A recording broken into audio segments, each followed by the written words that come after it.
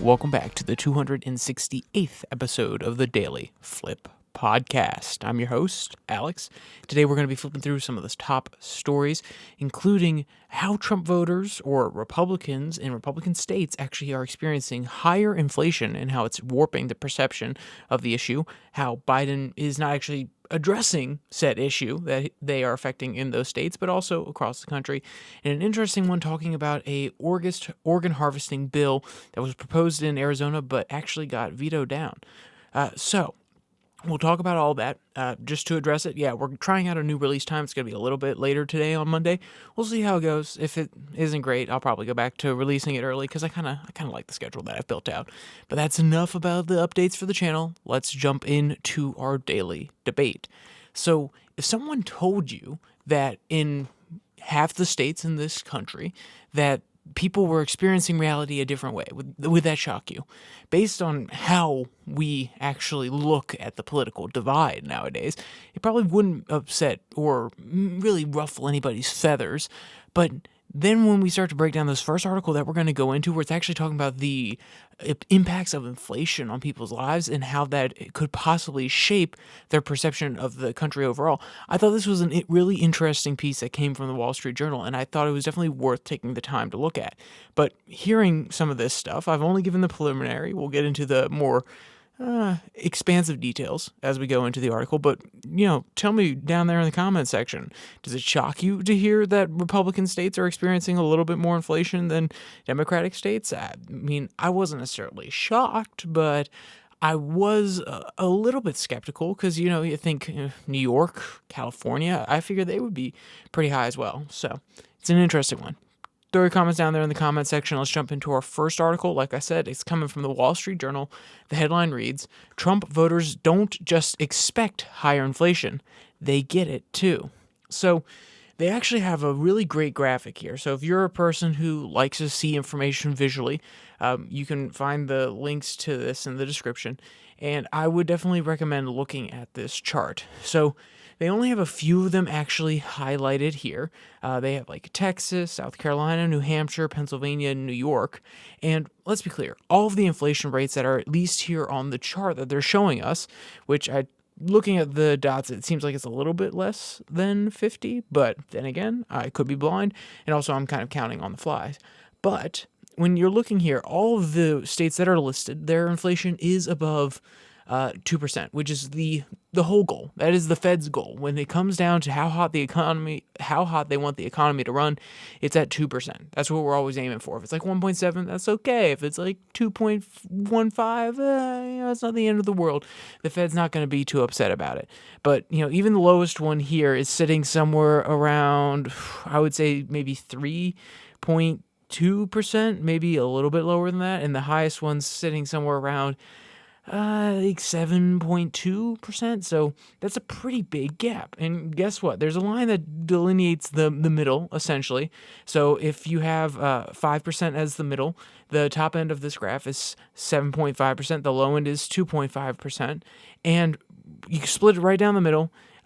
Basically, everything below the line, every single state that is below the line on this chart and every state that is above the line in this chart falls into either Trump or Biden. Now, as based on the way that I worded everything at the beginning, can you guess the ones that are above and the ones that are below? So out of the states that Trump won previously, all of them are above the line, meaning that if you were to average out the inflation, so I believe the most recent estimate was somewhere around 3.7, but right here, they're saying that the middle is about 5%. So we'll go off of that number. So everything in those Trump winning states, the states that Trump took the red vote and turned it into a map that looked like a wall of, I don't want to actually use that analogy because YouTube probably wouldn't like it.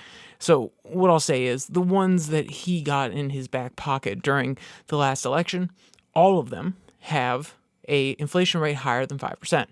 And if you look at all the ones below that line, they're blue. Those are the ones that Biden won. So it's very interesting. You can understand why maybe there's a little bit of disparate realities in the places where Trump is winning. Now, like I said, it doesn't seem like all the numbers are presented here, but It's okay. If you want to look at that visual, you can go through, count it yourself. I'm not going to count whether there's actually 50 dots on there. But let's get to the actual quotes from the article. Quote, the Wall Street Journal analysis found a similar pattern at the state level. Inflation estimates provided by Moody's Analytics combined with voting data showed that states where Donald Trump garnered the most votes in 2020 have on balance experienced higher inflation. For example, South Carolina experienced the most inflation of any state since the pandemic hit. Its consumer prices rose at a 4.88 annual rate between December 2019 and last month. And that's talking about if you're averaging all of it out, okay? So that's not saying, okay, well, hey, this was at the highest point, this has been at the lowest point. That's averaging it out throughout the whole time period that they listed there, about 5 years. And then, quote, South Carolina elected Trump by a 56% vote margin cast between him and President Biden in 2020. In contrast, New Hampshire had the least inflation of any state, with prices rising at around 3.75%, and elected Biden 54% over Trump. So, looking here, we're seeing a little bit of that Trump-Biden divide also playing out in inflation. And Wall Street Journal actually gives us a few different theories as to why this could be, and I thought they were very, very interesting. The first one that they propose is, well, the places that went red are probably more attractive to people who want to move out of the blue states during the pandemic era. So there's the possibility of having a hotter housing market. You're bringing in more jobs, so the cost of living is going up in those states. And guess what? There's more demand now. So if a Kroger, in, let's say, Tennessee, because it's a great example, was living around there, so I could actually see some of the effects of the growth as I was there towards the end of this last April. And the area around Tennessee, there's a few big neighborhoods. Let's just choose one that's a little bit to the south. Let's choose Franklin, okay? So Franklin has 2 Krogers. And if you don't know what Kroger's is, it's basically a Food Lion. And if you don't know what a Food Lion is, it's basically a Safeway. And if you don't know what a Safeway is, then it's basically a Bloom.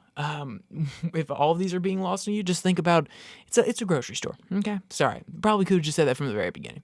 So the point being, there's 2 Krogers in this neighborhood, and before those 2 Krogers were supplying a population of, let's just say, 100,000, probably a little bit less than that, but let's say it's 100,000. Now, with all the pandemic era moving, people going away from the blue states and coming into different areas in Tennessee, in Florida, Texas, South Carolina. South Carolina is really booming right now.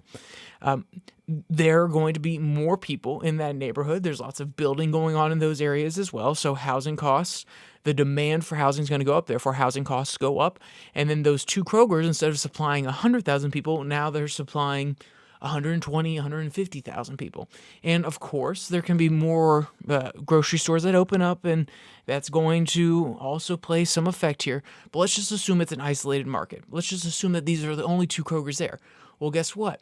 They have basically the same amount of space in the store. They have the same amount of room for products, and they have more people vying for those products. So in order to actually get more shelf space in those areas, people are going to be willing to pay, the companies are going to be willing to pay more to get their products on the shelves there. Or that's one reason that prices could go up. Or Kroger is going to say, well, hey, we're selling out of these very quickly. We actually have to pay a little bit more in order to get some of these products restocked faster. So that's why you see a 5-cent, 10-cent increase in some of the most wanted or the most craved products, because they're actually trying to expedite the process so they can actually keep selling it. So this sort of demand that grew in these states, on top of the fact that everything was artificially suppressed and then it all kind of came back in one giant boom, plus all the extra spending, the inflation that happened due to supply chain shortages, and even some of the greedflation, which I've seen mixed data on that. I've seen some things saying it's legit. I've heard a lot of comments saying it's legit. And then I've also seen some other data that suggests well, not so much. I mean, as I pointed out a long time ago in a podcast, at least when they were first doing these numbers, they kept saying, "Oh, well, these companies are having record profits, record profits." And I said, "Okay, hey, what if we inflation adjust them?" And then if you inflation adjust them, they're relatively in line. They are maybe a little bit higher in one quarter, a little bit lower in the next quarter. But I believe the data actually has been changed, or at least I say changed. They've reanalyzed the situation, and there's at least more to suggest that there is actual the possibility of greedflation. Now, is it a widespread issue? Not necessarily. But the point being, it doesn't just have to be greedflation. It can be natural demand in these areas where people want to move because these places are appealing. And whether that's because the Trump vote won out there and people are saying, yeah, I want to get away from this Biden area, I don't necessarily agree with them, or it's because, guess what, you're looking at your economy, which is not necessarily doing so well, that has a shutdown economy or a shutdown government, and you're not necessarily like, oh, well, hey, I don't like what the Democrats are doing, but I need to be able to provide for my family. I just want to get away from this area. Oh, hey, there's actually more opportunity. My headquarters is moving to Florida. There's more opportunity there. I can have higher, more wage increases over a shorter period of time because the economy is booming. Then you kind of follow where the money's going. So you go to one of your Texases, your Austins. Like I said, you go to Florida, you go to Tennessee, Idaho also got a nice little influx of people from what I understand. So you go to these places where the opportunity is rife, and that is going to take up the prices because, you've been living in a place that doesn't necessarily have the highest prices, but on average, we see a lot of more expensive lifestyles is probably the best way to say it in more blue areas nowadays. That doesn't necessarily hold true, but normally these areas that are really blue happen to be cities, and that's where a lot of money resides, whether it be executives in a business, Hollywood, or tech areas like Seattle was kind of popping up, Arlington being a place where there is lots of international interaction, international corporations, military companies, the government itself, lobbyists, so on and so forth. A lot of these areas that happen to be a little bit more blue, they have higher standards of living, and guess what? Things are pretty expensive there. So you're saying this can be a win-win. Tennessee's growing. I can get a house cheaper there. It'll probably be worth more in the future because of the fact that it is growing, and things are just a little bit cheaper there in general. Now, of course, as you move there and the demand shifts and the demand changes, that's not going to necessarily stay true, but that's what you're at least thinking when you go into it. And now we can see the effects. We can see that the demand has gone up in these places, and this could be, among other reasons, why the inflation has gone up within these areas. And it also is affecting the public sentiment. Quote, economists and policymakers have been debating for months over the puzzling disconnect between a strong U.S. economy and the fact that many Americans aren't feeling it. The Wall Street Journal poll in March found 74% of Americans who lived in 7 swing states for the coming election said that inflation had moved in the wrong direction over the past year. In fact, inflation dropped from 6% in February 2023 to 3.2% in February 2024. And that's a fair point. In the last year, definitely not great. You also, and I'm not doing just the, hey, whoa, dude, you can't say that. No, it's a very good point. If you're looking at only the past year, yes, that is 100% true. But people, their time frame that they're looking at, they're not looking at the last year alone, even if they're told to. That's not, they're not just looking at that, because they're looking even further back when they're saying, okay, hey, in 2019, in 2020, before the inflation started going up, I was paying $10 for a fresh block of cheese, even though that's really cheap for a good block of cheese. But you say, hey, for $10, I was getting a nice block of cheese, no big deal. And then you saw a 9% increase over the course of 1 year. So now you're paying $10.90, right? So it's not the worst thing in the world. But then you see on top of that 9% increase, even as the inflation does go down a little bit, it's at 7% for 1 year, 6% at another year. Now it's at 3%. So altogether, if you add all of that up, which you can't actually add all of it up to get a flat number because you can't just do 9 plus 7 plus 6 plus 3. You would have to do 10 times 9. And then what comes out of that, so $10.90 times 7, and then the answer from that times 6, and then times 3. And technically you'd have to do 100 and 100 point. Never mind. If you know the math, you know the math what I'm talking about. But the point I'm getting at here is you can't just add them up and say, oh, that is the net inflation. You actually have to do the multiplication each time. And when people are thinking back, they're not saying, oh yeah, what was it a year ago? Because the prices are still higher than from 4 years ago. And whether or not people think that's fair, whether or not they think that's necessarily in good faith, that's how people think. And let's be clear, the human attention span is very, very short. But also, when they keep getting berated by these messages that, hey, the economy is not doing good, this inflation has not been good, the right commentariat has been very, very effective at getting the message out there, oh, this inflation is going to send us into a recession. We're not going to have a short landing. All these different talking points, they are very good at getting that message out there. And for the most part, they were not wrong about the really high inflation. And now the little bit of stagnation where the Fed hasn't been able to get the inflation rate back down to its goal of 2%. They've had to stop actually cutting rates. They may have to, they don't show any signals of jacking them up right now, but they may have to in order to keep it on a downward trajectory. And if they don't, we're going to have 3.5% inflation with high lending rates, essentially, because the Fed's trying to keep things where they are. They're not trying to suck the air out of the economy too much to cause a recession, but they're also not trying to fan the flames so much that they're actually causing more inflation. So it's a period of stagnation, kind of like the Jimmy Carter era, and that has been very effective messaging from the right, and that sinks in with the people who also live in these states. So that's another thing. Even though these states are booming right now, and that could be one reason the inflation is, or at least the perception of inflation is worse across the nation, it's also the effective messaging. The people in these states obviously voted for Trump, which means they're going to listen to the, not 100%, let's be clear. There are plenty of people that I know that like Trump that listen to everybody. But a lot of people who like Trump are going to be listening to one or two different news sources. They have been saying a very specific thing. They have been putting out a very specific message, especially because they don't want Biden to win this election.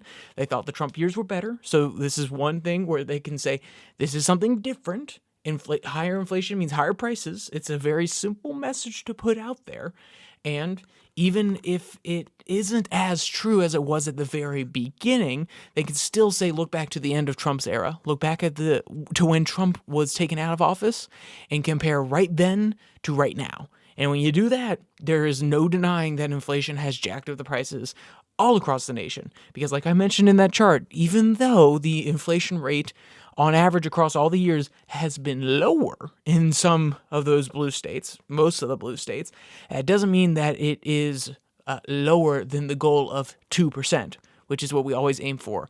Because as I've mentioned before, we can't just let the economy go as it will and, maybe actually have a little bit of deflation in prices because things get cheaper, we're able to innovate more. No, we have to constantly have a growth factor in there so that the GDP looks like it's growing each year. Oh yeah, we're making more money. Yeah, keep on investing in us. And then we bet on our futures by never mind. We won't go into modern monetary theory. I'm not going to spend time on that. I've done entire episodes in the past, and I honestly don't feel like ranting about that right now. But that's what the Wall Street Journal was talking about when it comes to the perception of red states versus blue states. Now, they were trying to be pretty even-handed. I was trying to present the relatively even-handed version of the story, saying why the perception could be that. Now, did I necessarily give all of the counter-arguments? Not really, because they didn't give any counter-arguments, so there's not much for me to comment on. One counter-argument is that overall, inflation has been coming down. Then again, it went up during Biden's era, but it also has been coming down, getting closer to the election. Fair point. We've just noticed that it has come down less in red states versus blue states. So maybe that's why red states are feeling it a little bit more. Blue states are more assured at a second Biden term, or maybe everybody just has their priors and they're going to stick to it. Maybe that's possible. But this next article is definitely more biased, coming from the Daily Signal. And the headline, if by the headline you will know, obvious Biden pretends raising food prices aren't a problem. And I'm sorry, did I say obvious? Oblivious Biden. Actually, they changed the headline here, so it's a different one. Biden's indifferent indifference to Americans' plight of soaring food prices is appalling. So they actually have a separate headline when you go into the article versus the one that they put out on Flipboard. So we're just going to read the first two paragraphs. Well, it's going to actually be the second and third paragraphs, maybe a little bit of the fourth one, mainly because the first one's just kind of an intro sentence.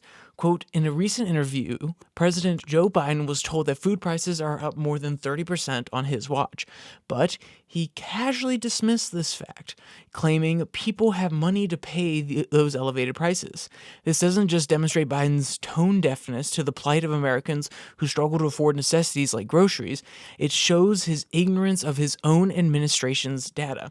Quote, according to the Bureau of Labor Statistics, average weekly paychecks have increased about $150 under Biden, or 14.1% in roughly 3 years.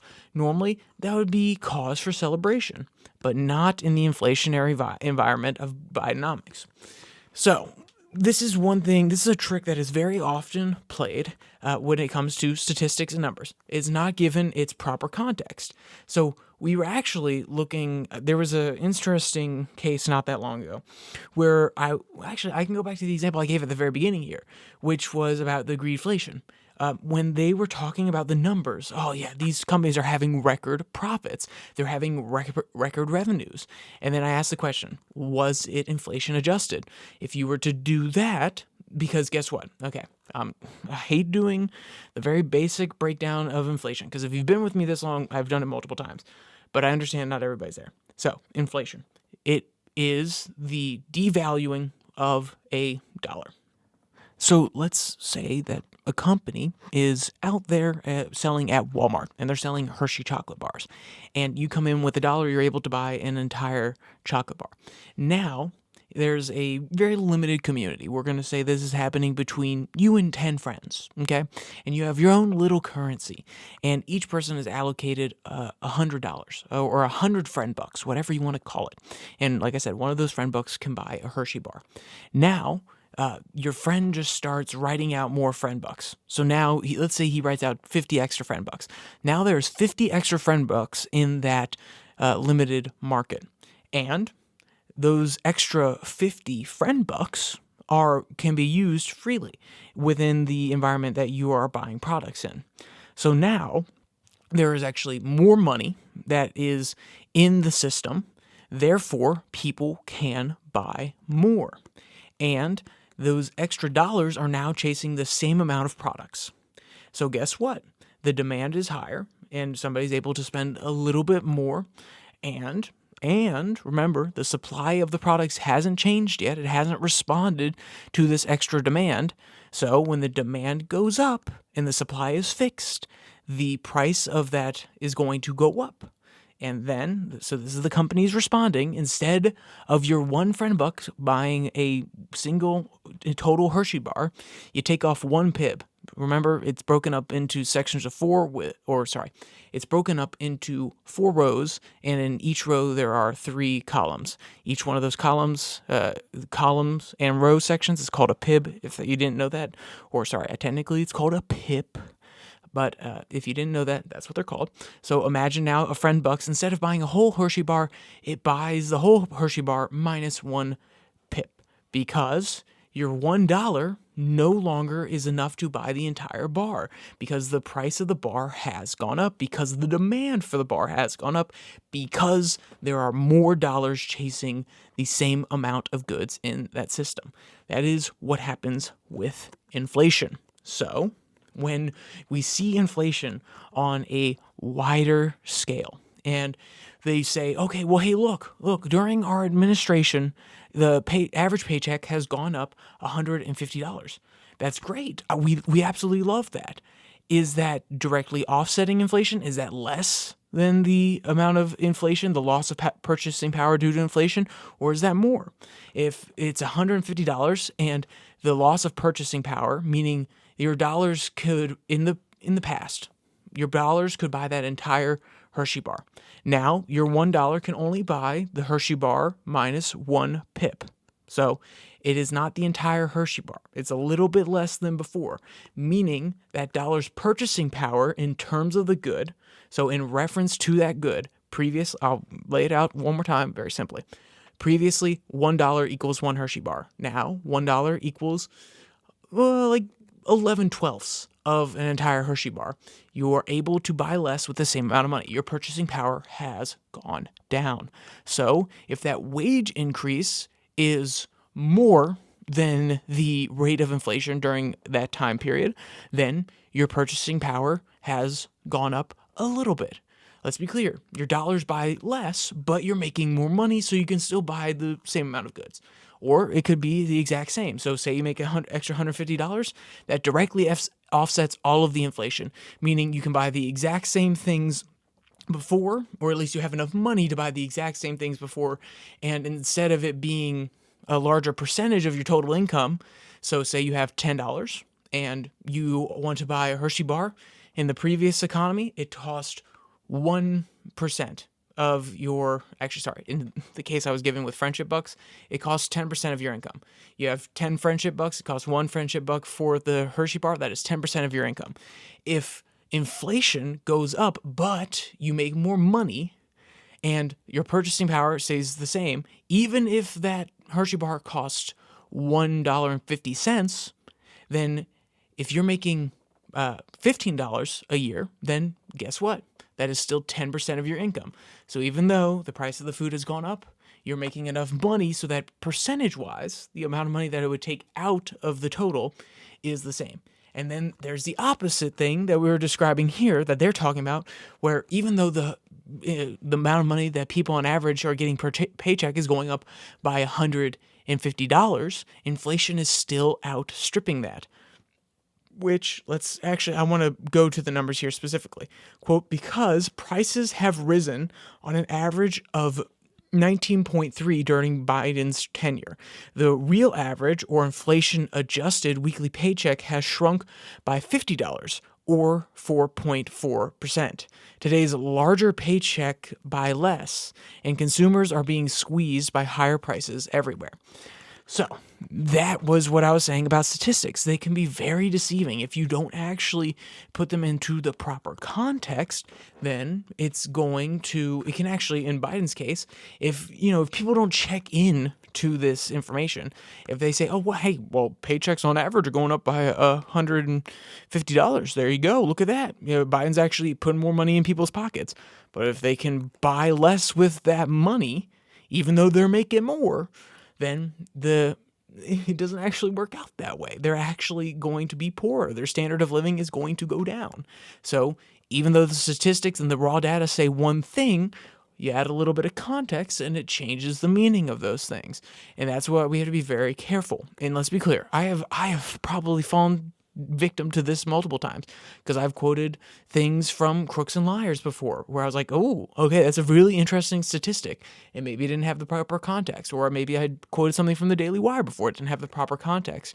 And I'm sure I have been duped by this before because I've had it happen to me. I've read something, I'm like, oh, okay, yeah, that sounds interesting, and then I would come back to it a day later and I would say, wait, hold on, what about that? Wait, hold on, did they forget to do this, that, or the other? Are they leaving out a certain statistic? So on and so forth. So always keep that in mind when you're going through these sort of things.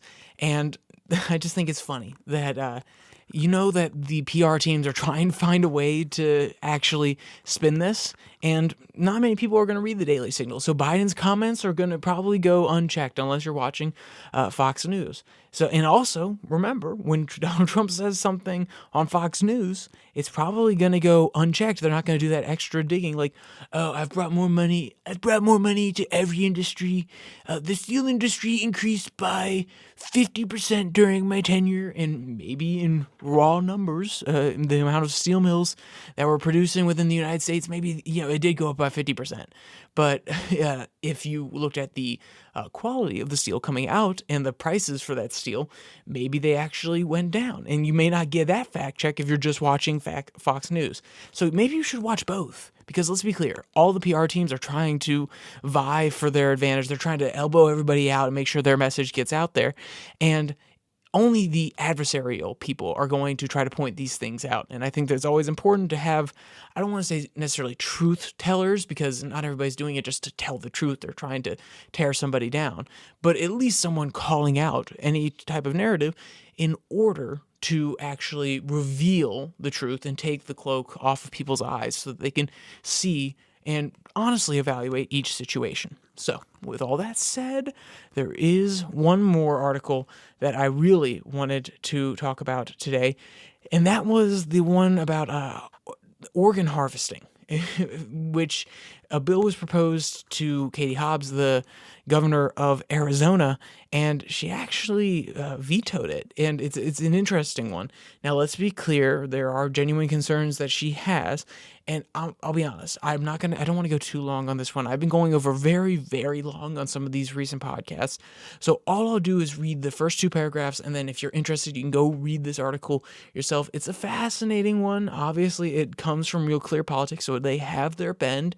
I would give it an extra read, maybe from a different point of view. Maybe go to the MSNBC article or segments that they did on TV. I believe I saw one when I was searching through clips. Maybe go read some of those, because they would provide a different perspective and actually lay out why Katie Hobbs is actually doing it the way that she's doing it and vetoing this bill. So, like I said, we'll read the first two paragraphs. Quote, Arizona Governor Katie Hobbs has remained mum about her recent veto of legislation aimed at curbing China's gruesome forced organ harvesting trade, which targets detained ethnic and religious minorities, mostly Uyghur Muslims, Tibetans, Christians, and Falun Gong practitioners. Quote, the April 10th veto has proponents of the legislation and human rights activists scratching their heads. Over the last year, Texas, Utah, Idaho have enacted similar legislation, and legislators in Missouri, Ohio, North Carolina are debating similar measures. The bipartisan bill would prevent health insurance plans from reimbursing individuals for any organ transplant in China or other U.S. adversaries. They would also bar insurance payments for post-operative procedures related to organ transplants if the organ came from China or any other nation that funds or engages in forced organ harvesting. And if you don't know, China has done this practice for quite some time. They have a very robust black market for different organs, whether they're coming from people that are political dissidents or whether people are just trying to sell it for money on the black market. They have a very robust system there. So this is something that we can try to do in order to adjust where the money is going. I think that honestly, it's kind of, I don't want to say crazy. I think it's an interesting question as to whether or not the government should actually get involved in this one. If it's forcibly taken from other people, then of course that is something that you have to deride. But in the black market, there are people who genuinely sell their organs, or even tell their family members that they can sell their organs afterwards. And the question becomes, hey, do you have the right to do that? Some people would say no. It's part of your body. It actually was the vessel that holds your soul. There's something spiritually significant about that. And some, really deep libertarians are going to say, well, hey, I mean, if you want to sell your kidney, 100%, man. So it's an interesting one for sure. And if you want to read more about it, like I said, there's the Real Clear Politics article. It's going to be linked in the description. But before you leave, we're going to end on a high note. We're not going to talk about organ donation or harvesting. We're going to talk about a cute little pair coming out of the Cincinnati Zoo. The headline reads, it's from Parade Pets. The headline reads, Cincinnati Zoo's baby-eared fox learns to do tricks like a dog. And I believe I did a Daily Delight on this probably 2-3 weeks ago. Well, this little guy has actually grown up a little bit, and they're starting to train him. He's doing, sitting, twirls, and things like that. And I understand some people aren't going to love the fact that animals in captivity are being trained like this. But the video is definitely adorable. And if you just want a good laugh, and you just want to feel the little bubbles in your heart for a solid minute, even you little tough guys out there, just take a second, maybe send it to somebody who you would think would really enjoy it. It can just bring a smile to somebody's day. So, with all that said, if you want to check out any of the Daily Delight clips or any of the articles from today, they'll be in the link in the description below that like and subscribe button. Also down there, you can find the podcast on Spotify, Pocket Cast, Google Podcast, as well as Podvine, and the Twitter handle @YourDailyFlip, where I post a Twitter tirade every Tuesday and Thursday. So, with all that said, there is only one more thing to say. Stay safe, don't die.